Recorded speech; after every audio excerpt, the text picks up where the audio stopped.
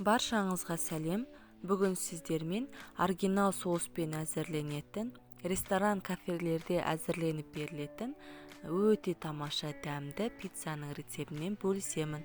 Бұл пиццаны МК рецепт деп атаса да болады. Міндетті түрде әзірлеп көріңіздер. Алдымен ұнымыздың үстіне тұз, оливковый масло, яғни зәйтүн майымызды, қант, дрожжымызды және де ішінде мұзы бар морозилкадан шыққан осындай мұздай суымызды өлшеп құйып аламыз.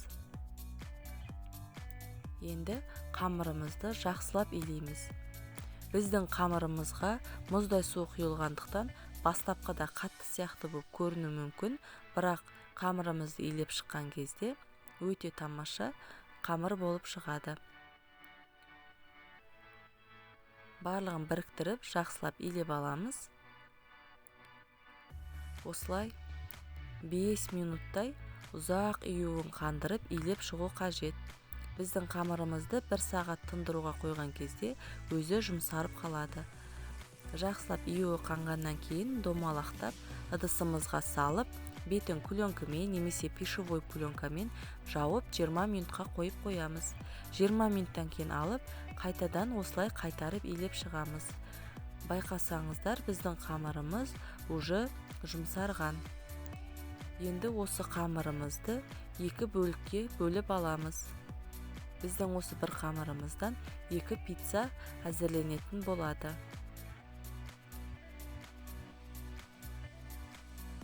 Қамырымызды 1-2 бөлікке бөліп алдық. Енді осыны зәйтүн майын құйып, бетіне пленка немесе пищевой пленка жауып 1 сағатқа қойып қоямыз.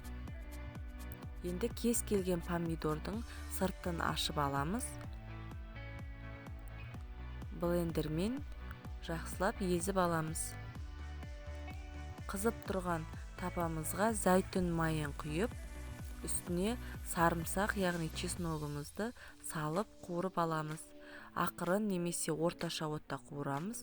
Қатты қыздырып, қатты қуырмау қажет. Үстіне орегономызды саламыз. Орегано бізде міндетті түрде салыну қажет, приправа. Енді үстіне блендерден өткізілген қызанағымызды салып, біркелкі араластырамыз. Біздің чесногымыз жақсылап қуырылу қажет, әйтпесе арасында дәмі шығып қалуы мүмкін.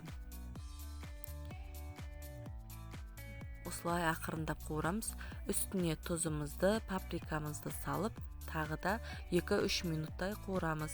Осы соустың қуырылуына 5 минуттай уақыт керек.